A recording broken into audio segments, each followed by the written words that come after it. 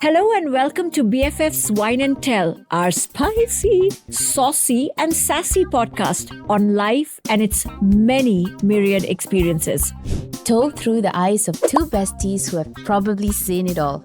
Love, heartbreak, Success, failure.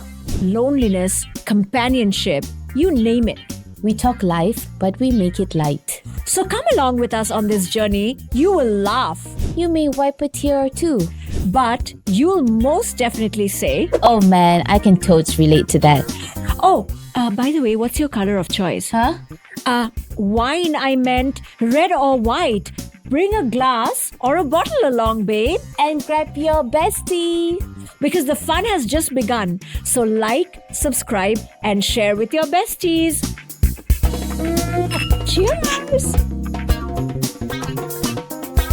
Hello and welcome back to yet another beautiful episode of our podcast that we call... BFF's Wine and Tell.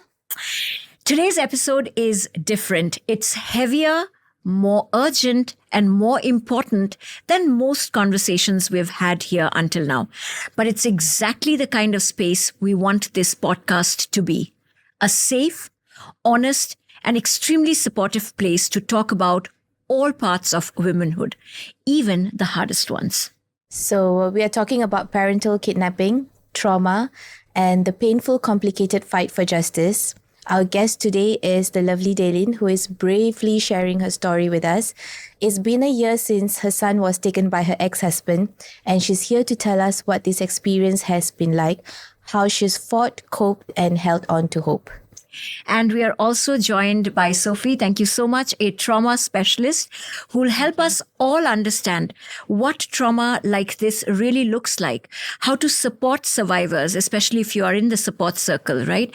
And what kind of systemic changes are so badly needed. We know this is not an easy listen. It's raw, it's emotional, and honestly, it might be triggering for some of us. But we believe that sharing stories like Daylin's is critical, not just to raise awareness, but to push for change and to show other parents that they are not alone. We are very grateful to both of our guests for their honesty and their time, and to you, our listeners, for holding space with us today. Please do your best to share this story as much as possible among your circle. Let's begin. Thank you so much, ladies, for coming. Thank you, really, really. Thank you for Usually we start by doing a cheers of wine. It's a heavier episode. We might need the wine. I know, Daylin, you are not drinking, so salute to the water and to some Riesling for the rest of us. Cheers. Welcome to BFF's Wine and Tell. Thank you so much. Cheers. So I think it's such a, I mean, we have obviously read about your story, heard about it. She told me first about it. I'm like, as I talk, I'm shaken. I have goosebumps. Would you mind, to whatever extent you are comfortable with, can you share your story in your own words, Daylin? Yeah, so this chapter of my life started about 7 years ago when my son was born. I married and I moved into my then husband, into his parents' home. And that's when he started abusing me emotionally.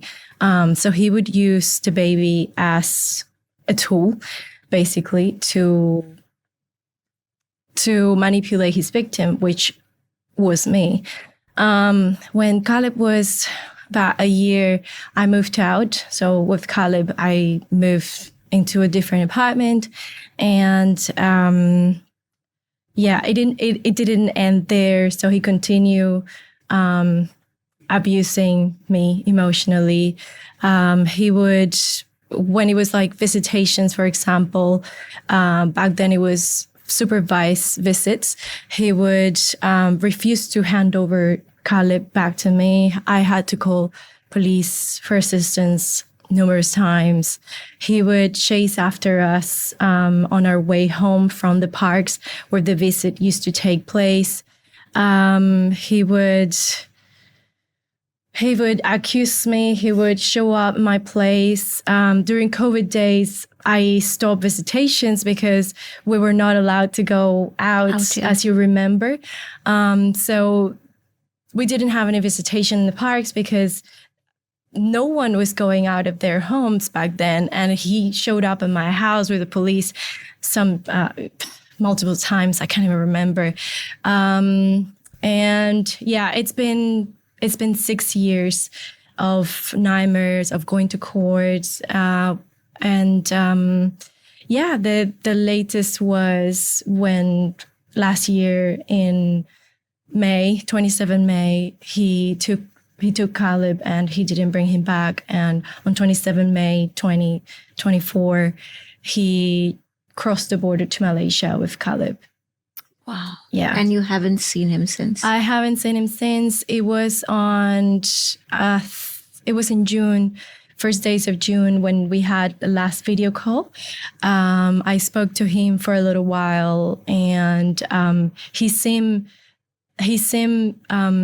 confused. His initial reaction was confused. He was he didn't know what to say. His father was in front of him, of course. I know they are very toxic. They manipulate him, and he's in survival mode. He doesn't know. He listens. What he hears in front of the father, what he's told about me, it's who knows what.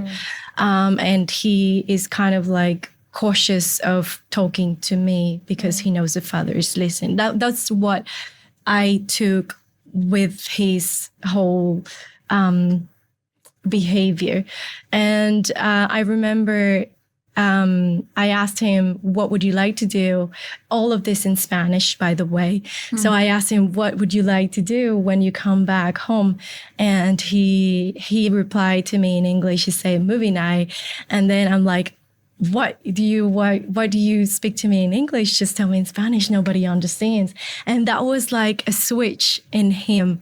Like he went from being confused to suddenly being again like the same kid that he always was with me. He remembered that, oh yeah, like the father doesn't speak Spanish, so he wouldn't understand anyway. And he was completely different. So yeah, that was the last time I saw him. Yeah. I'm so sorry. This must be so tough for you. It is hard. Yeah. It's very hard. Yeah. I just want our guests also to know what Sophie does. Sophie, would you please introduce yourself? I know that you're pretty well known as a trauma counselor, but do tell us what you do, and then we'll get more context as to why we wanted you here as well. Yeah. So I am a somatic trauma-informed coach. I usually help women professionals with their past traumatic events. It could be childhood trauma if they have been brought up in a dysfunctional family. However, I do help other women that go through divorce as well as separation. It can be in their personal, professional life that I help them through. Yeah. Wow. What a job to do, to help others. Yeah. Yeah. Amazing. Thank you for coming. Yeah, it's my honor. Yeah.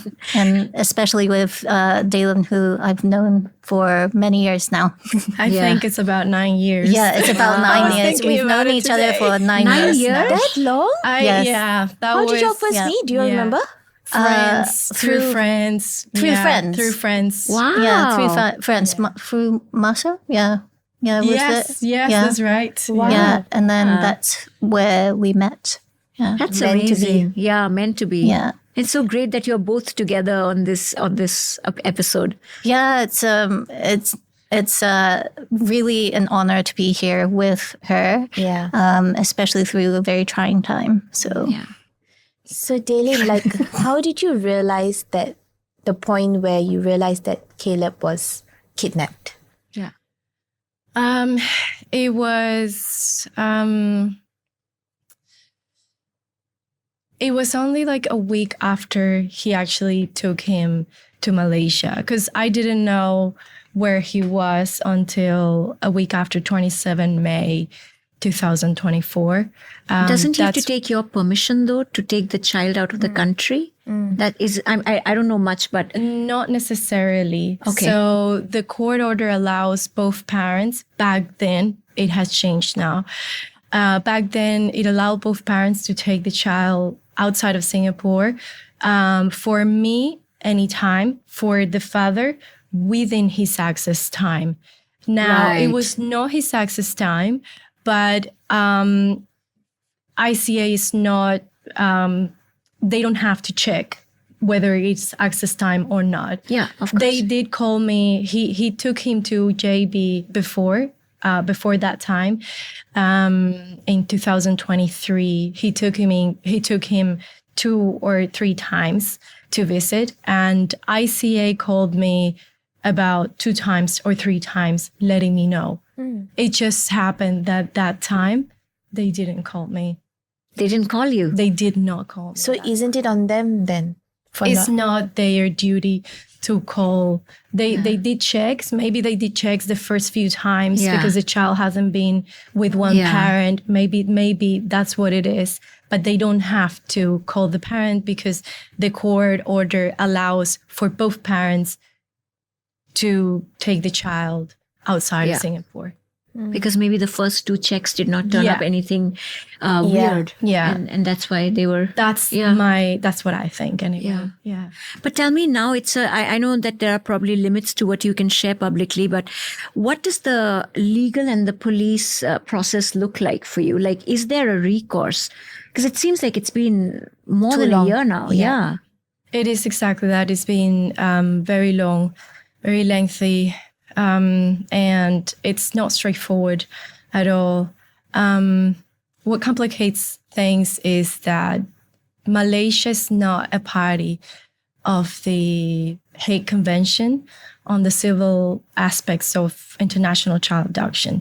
So that makes things very complicated, and there is no streamlined process to trigger to retrieve the child back from Malaysia. So if the country was a party of the Hague Convention, there is a process in place that you can trigger, and it's easier to get the children back. But in my case, it's not the case.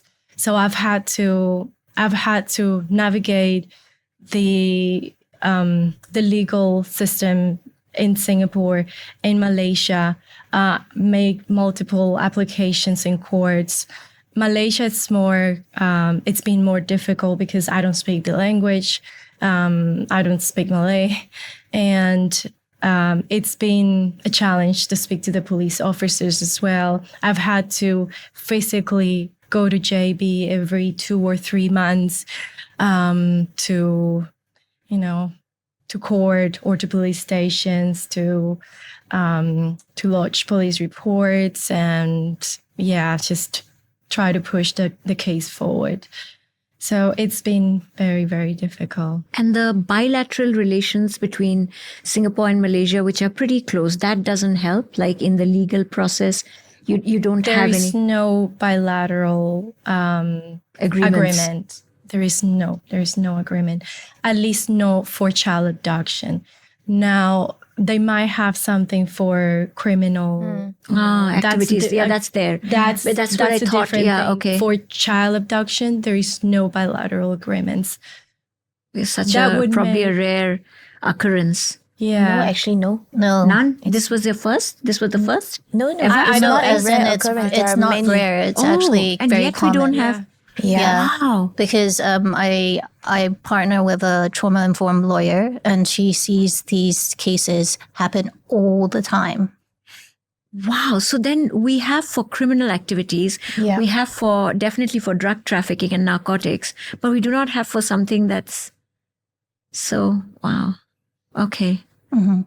How, Sophie, in your role, like you just said that this lawyer that you know sees something like this very regularly. So how can you help us and our viewers understand what an experience like this can look like for Daylin or for any other parents dealing with something so, I don't know, I don't even have a word for it, like Emotional, emotional, exhausting. traumatic, Oh my God, like numbing. Yeah, it's exactly that. It can be very numbing, and look, my approach is definitely through a trauma-informed lens. It's definitely not coming from a legal or investigative side and perspective. perspective that I come from is, how to regulate your nervous system, how to, emotionally regulate your body, and be able to take care of your psychological well-being. But for many parents, and look, I'm not a parent. I have to be very clear about that. And I definitely have not gone through this myself. So Daylin would be the best person to ask. However, I do have clients that have gone through similar experiences, and how they describe it is if you've ever felt like you're free falling from the sky, it feels like that. Yeah. Because you have no control. It's like the ground completely disappeared and there's no end, and it feels like very unsafe. And, they pretty much are in survival mode, right? Most of the time. And it's no fault of theirs, because the response, you've lost something so dear to you, right? And so precious. So a lot of times the response would be hypervigilance, being in high alert, feeling numb, restless. It's basically a worst nightmare that is in real life, right? So you tend to, a lot of the parents tend to dissociate from their body sometimes. And it's not uncommon for some of my clients to say that they think they're going crazy, or, they can't breathe. They just completely dissociate from themselves. And, one of the mothers that I was supporting through her journey, her child was abducted by someone in Singapore who happened to be quite influential. Oh my God. So he had that trump card over her. And, she experienced it was a very intense brain fog, right? She wasn't even able to articulate what she wanted to say. Even to string one sentence was very difficult for her.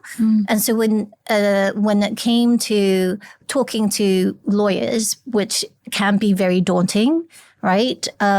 They would see her as a bit crazy, not in a bad way. They just may not understand where she's coming from.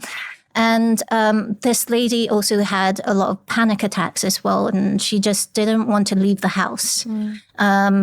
So I just wanted to emphasize that these aren't signs of weaknesses. It's a normal trauma response, a nervous system response for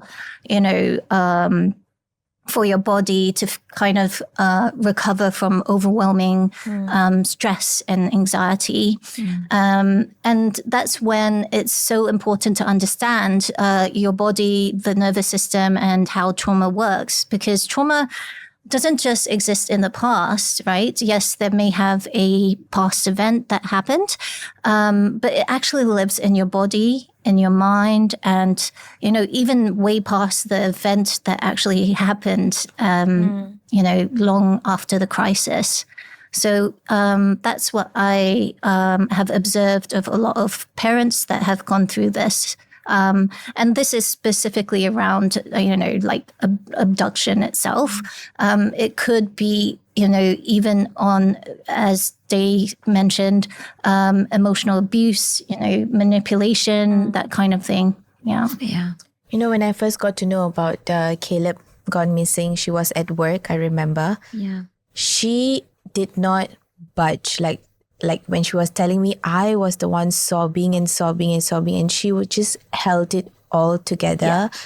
How did you cope with that, Daylin? Like, it just happened fresh, and you were still at work doing what you needed to do. Like, what was your thought process? Obviously, being busy, distracted from the situation helped me. I enjoy my work. I enjoy dealing with that people with such good energy. It was kind of a therapy for me. Yeah. But also I've been on stressful, very, very stressful situations with this person for a long time. So for me, it's been a long process of learning how to cope with high stress, high levels of stress. It's been a long journey. What was your coping mechanism? I tried to, I wouldn't say suppress it, but I understand that his strategy is stress me out. For example, just to put it like in easy words. And I would bite, and I would get stressed, and I would get like enraged, and I'm doing what he Wants you to do. wanted me to do. And I started to no, it took a while until I got there. And You stopped giving him the power. I stopped giving him the power. That's briefly put. Yeah. And I mean, it's now it's a worse case, because now he's taking my child, Right. and I don't even know where he is. But what helps me is I ask myself, does it help me to be stressed? Yeah. What can I get being stressed? Yeah. If I am not healthy, if I am not, capable of solving the situations and, putting the pieces of the puzzle together, who else is going to do it? Correct. Exactly. So that's what The bigger picture is more important than the immediate stress of the present. Exactly. Tell me, in such situations, both of us obviously have been not in this situation, but in similar traumatic situations. What kind of support do you have? Have you reached out for support? Do you already have an existing support system? If not, are you looking for some? Because I can't imagine being alone in this, because it's impossible. I remember, I think when my marriage broke up, one of the reasons I survived was because she was around. Like you said, free fall, right? That's exactly what it felt like. I felt the ground beneath me had disappeared. Like a person you are with for 10 years just suddenly does this number on you, and one fine day you're like, what? My life is over? Yeah. And then a new life starts, and you don't recognize that life anymore. Yes. It's very different, right? And I don't think I was educated enough at that point of time about therapy, or I did try it briefly, but I was like, oh, this is not for me. And then I felt that the support system of friends and work, I used to say my work saved my life and my friends saved my life. What's your support system like? The people around me, it's number one. So friends, family, co-workers, even people I've never known before that have reached to me on social media during my campaigns for Calib. Even they are my support system. They keep pushing me up all the time. Yeah. But I've also had support from agencies, Okay. like the Consulate of Singapore in JB. They were very, very helpful at the beginning of all this. They were the first ones to communicate with Malaysian immigration authorities. They confirmed that Luqman and Calib did enter Malaysia, and they were upstairs. I am very thankful to the Cuban embassies in Singapore and Malaysia, because they have been trying to forward my message to the ministries in Malaysia and in Singapore. The Singapore Central Authority also tried to mediate with Luqman's parents to try to get them to cooperate, although that didn't get to any outcome, sadly. I've had a lot of support. The Malaysian police is trying. It took them a year to assign an IO to my case in Malaysia, but they are trying to help. And I can't I can't complain. Yeah. I That's have very a lot nice of to know. people around me. Yeah. Yeah. Wow. So, talking about support, Sophie, what kind of support does Daylin or parents in such situation, what kind of support do they need? Like if there are friends around or family or co-workers around, what should they be looking to provide? It's not really about what they can provide. When, you're a trauma survivor, what happens is that a lot of times you don't feel safe or you're in survival mode. Yeah. So what Day just said is that, she's got to be strong, and she's got to power through. And she also is a very positive person anyways, altogether. But just presence. That's all trauma survivors need is presence, safety, being able to hold a safe space for them to be seen and to be validated and not to be fixed. There's, you don't need to give them a solution. Right. Right? So beautiful. It's really about the support, right? And not jumping into, let's do this, this, and this, right? Because I'm pretty sure, She would have thought about that 1,000 times, right? But just having a safe space for, her or any trauma survivor to just be at ease and not have to put up a strong front. That's all they're looking for. Wow. Right. And I think that it's simply acknowledging and validating their experience. Right. That makes all the difference, really. Wow. It's quite simple. Yeah. Has there been any challenge though, Daylin, with what you have been going through and seeking support and you were disappointed by?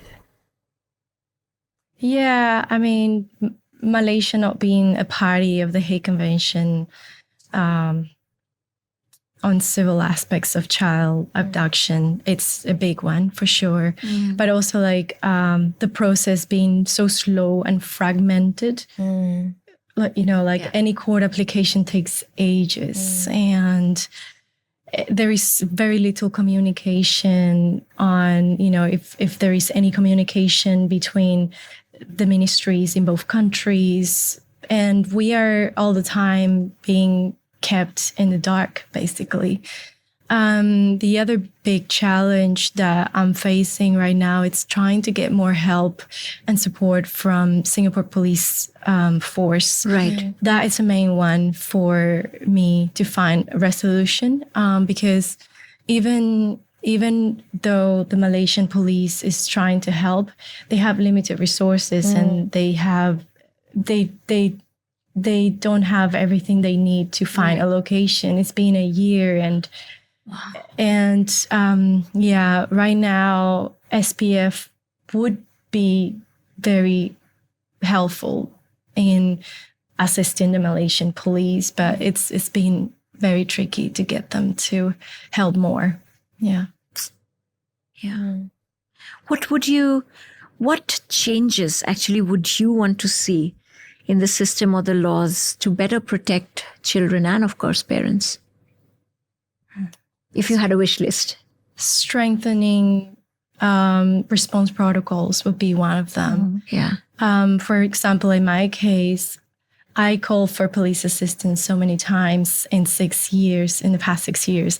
And I feel like I was always treated like it was a domestic issue. Like, it was, I have that feeling anyway. It might not be, but I think that it was always treated, even last year in 2024, after finding out that they had crossed the border to Malaysia, I still feel like it was just for them, even though there was a missing person report and nobody knew a location, I still feel like it was treated as a domestic issue.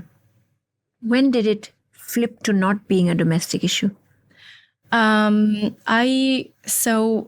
remember I mentioned earlier that the father used Calib as a baby, as a tool to abuse me emotionally. So I still kept all those messages from the father. Like he would threaten to beat the child, to neglect him, to leave him swimming in his own pee, to leave him crying. I still kept all those messages. And I sent those messages to the police. I lodged a report, and then they changed. They are treating the case now as child abuse. But I'm still not getting much help.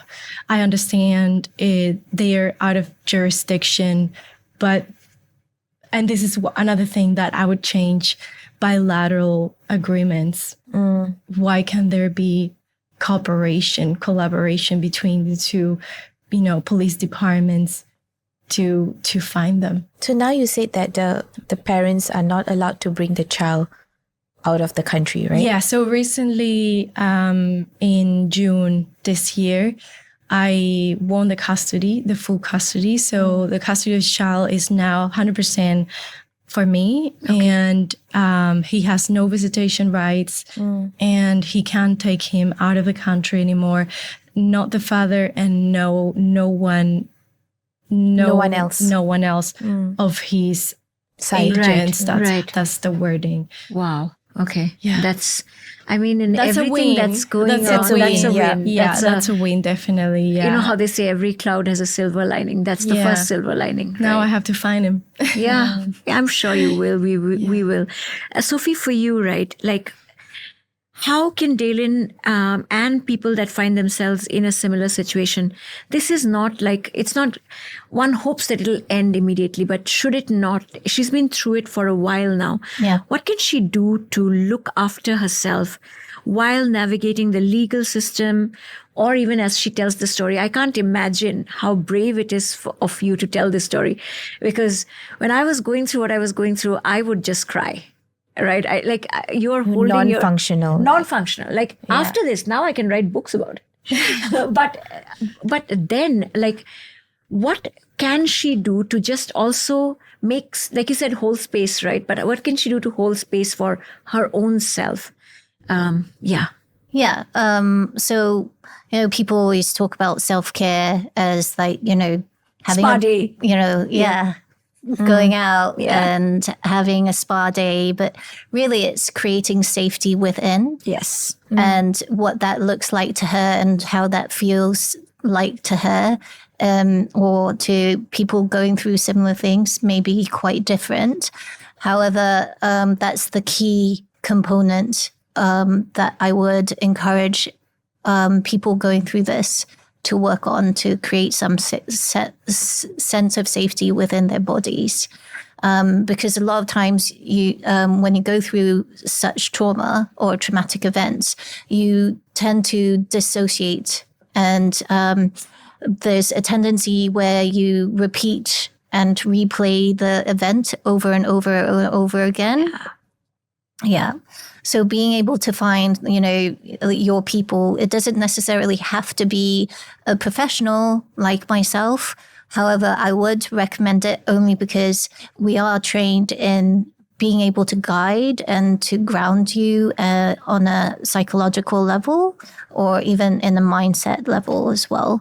And then also simple tools, nervous system regulation. I know that you do Pilates, right? Yep. So Pilates, breath work, that kind of thing that would really help you to reconnect to yourself.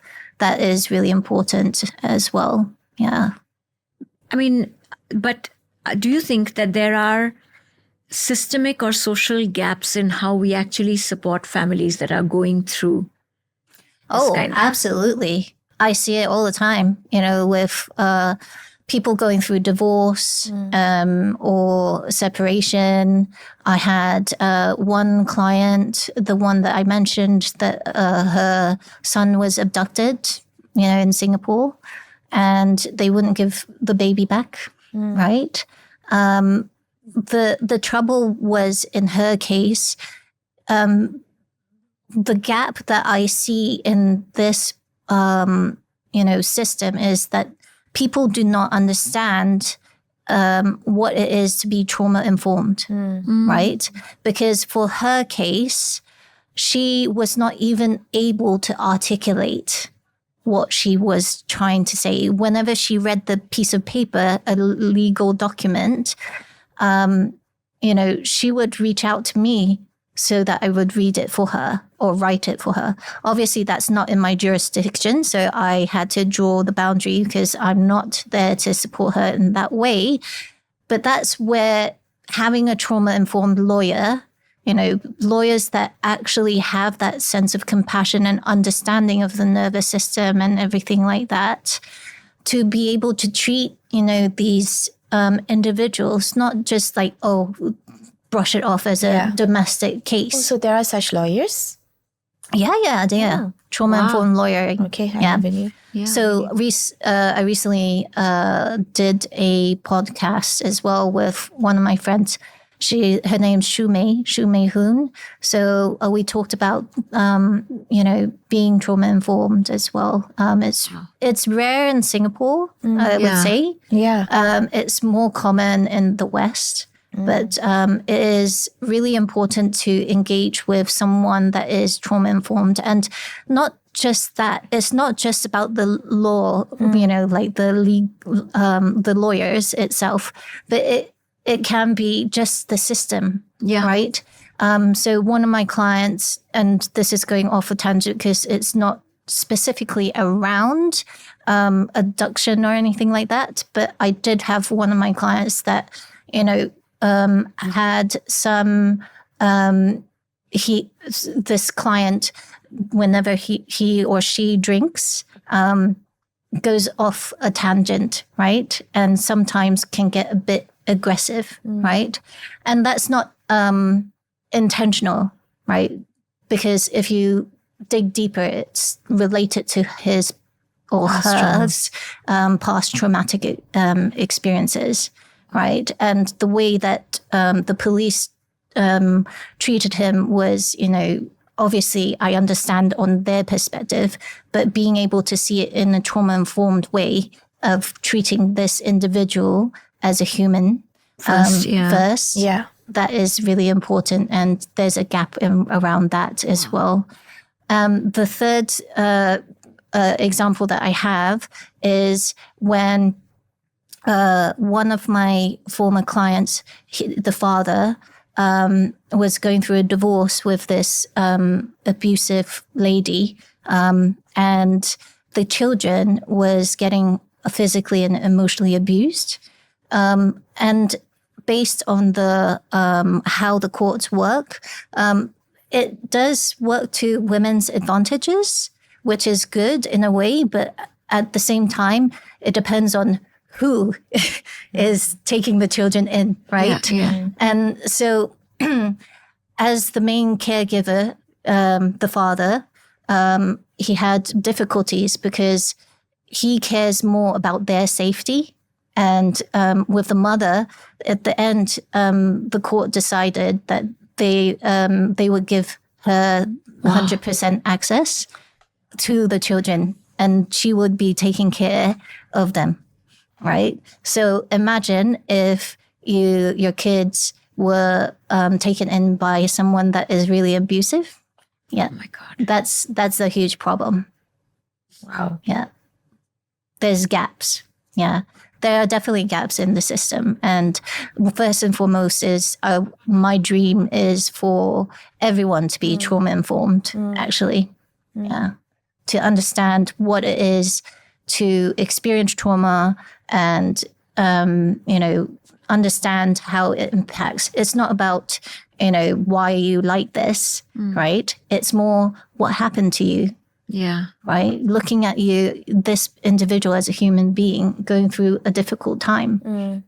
That's beautiful. So Daylin, that's your camera. And we are going to really blast this podcast to everyone. Yeah. If Caleb was watching you right now, any message that you want to tell him? Now you're gonna make me cry. I myself am stopping myself crying. As she The- said the that, pipes I'm have like, opened. oh God. The pipes have opened. Go for Take it. your time.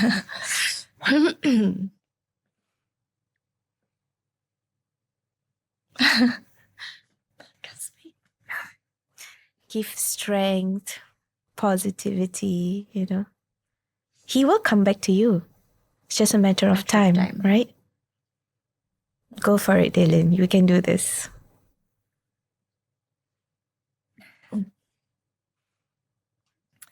I would tell him that I love him and that I will do everything in my power to get him back home. You have a lot of people with you. You will get him back. Oh, wow. It's not easier. I am usually never short of words, but Usually she does the closing also. We'll give her some time to gather her words for it. I don't know. I don't know how you do it, but I just think it's not right what's happening. Absolutely. And I mean, sure, we hope for our podcast to be popular enough for Caleb to watch it, or for people that know Caleb to watch it, But or also whoever. people who have like social media for that. Almost everybody has their social media. This is the kind of thing that content that they need to share, Yeah, not dancing reels or cat videos. Cat videos. This is wrong, and we should do everything in our power to make it right. So if you can do anything to bring Caleb back, bring Caleb back. I will. And thank you for joining us on this heartfelt episode. She didn't even cry on the episode that I was She crying the cried, most, We had to stop to get tissues. But thank you for joining us and for holding space for this very tough story. And hopefully... And also we know that Daylin is probably not the only person going through this really tough time. There are other women as well who are struggling, but don't struggle silently. Like what Daylin shared, she has a support system behind her. You need that support system. So find it and don't struggle silently. Any words from you? Yeah, please. I also think that a lot of people struggling in situations like this, it is easy to lose track of oneself. Yeah. And it is very important more than ever to look after yourself, to make sure you have time to exercise. I know it's hard probably to sleep, but sleep is very important. Yes. Rest is important. Good food is important. Spend time around people that make you laugh is important. That's a good therapy. Who cares about the spa? That's great, but laughing is a therapy. Yeah. And that's what's helped me throughout. Yeah, it's doing asking yourself the question of what do I need to do now that will make me feel 1% better? Yeah. And like that. my message to women or men that are going through similar experiences is that you are not alone in this. Really, please reach out and start talking about it to people that you trust, and that's really important. Yeah. Yeah. You're not alone. You're never Yeah, alone. you're never alone, actually. Yeah. Thank you so much, ladies, for coming and sharing your stories and your expertise. Means a lot. Means a lot. Thank you. Thank you. Thank you for having us. Yay. Oh my God. That Okay, was... now I have to down this. Yeah.